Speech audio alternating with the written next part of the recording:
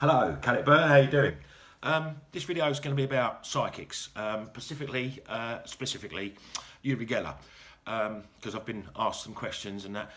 And Uri Gellar was brilliant. He was a master at it. Because obviously when you've got psychic abilities, you're not going to use it to save the world. You're not going to use it to help agricultural farming, how to grow crops better and safer and more of them in the same space. You're not going to help with disease and famine and war. You're not going to predict when war's coming. No, when you've got psychic ability, mate, you're going to fucking bend a spoon. Do you get me? You know, because that is what it's all about. Psychic ability, yeah, of course I have. What are you going to do? I'm going to bend a spoon. Hey, bend a spoon. No, but Uri Geller was very good at it. And why he was very good at it was because he was a magician, but with one trick, basically. And because he specialised in it. And why he was clever was he didn't present himself as a magician. He didn't have the tailcoats and the shirt and the mystical sort of, stage presence of magicians and that we knew at the time. Because you've got to remember, this is in the 70s. He just came across as a normal bloke wearing t-shirt and jeans, which we'd never seen before as a magician.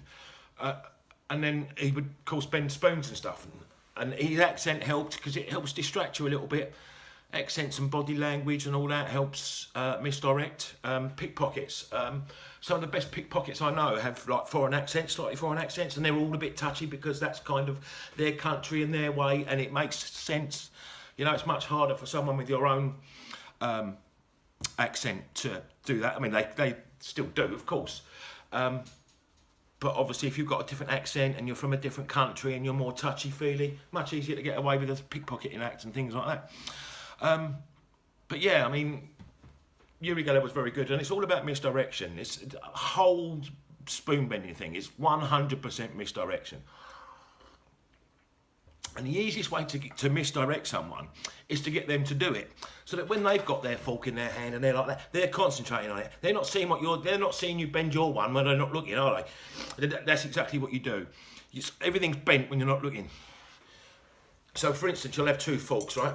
That are pretty much the same, little bit because I've been practicing and stuff, but basically the same sort of shape, right? They're not bent out of proportion to each other. They're pretty much the same fork. So what you do is you pass them a fork, and then what you do is you start to bend yours, and you rub it gently, and you can actually see it bend as you rub it. And this is a kind of a technique. It's called ratcheting. It's not actually bending. I bent it as I passed the other fork. I just bent it against my leg. You only got to bend it a little bit, and then what you do is you hold it flat. And what you do is you push down on your thumb.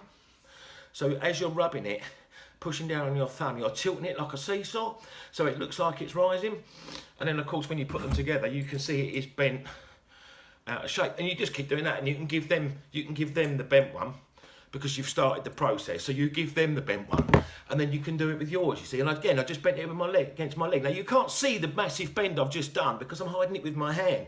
So it's harder to see. And then, of course, once you start revealing it and that you're doing it, you can show the bend and the fork. And again, you ratchet it up, you ratchet it in as well. And that looks well bent, more than it actually is because of the tilt. And you can just keep going. And that's exactly how it's done. It's just misdirection. You get them to do it, yeah? And you can bend anything. You just bend him when they're not looking. That's all you're doing, and that's all he did, and he's very good at it. Yeah, I do it a lot myself in restaurants. Obviously, it lends itself very well to restaurants, doesn't it? Because they're full of cutlery. But I was at one rather upmarket restaurant once, really nice, like a Michelin star place in London. And they had this really posh cutlery, and it was like solid bar cutlery. You couldn't fucking bend it. It's like tubular. So it would bend slightly at the neck, because obviously the tube becomes into this thin fork, but you couldn't really do much with it. You could bend the prongs a bit and stuff. So what I did was I got a bottle opener, and I put the bottle opener in the end and bent it, using the bottle opener to help it. I couldn't bend it much, but I bent it a little bit and carried, and then did the ratcheting system and things like that. You can put it under your chair and pull it up, but that's a bit harder to get away with. Yeah, so that's about it. It's Uri Geller was one of the best. He has since come forward, I think about 5 or 6 years ago, saying that it's not real. He just did it for entertainment purposes. And so that's just one little thing. I didn't want to give too much away about the bending because magicians still do it. But yeah, that's basically it. You're just bending it when they're not looking. Cheers, guys.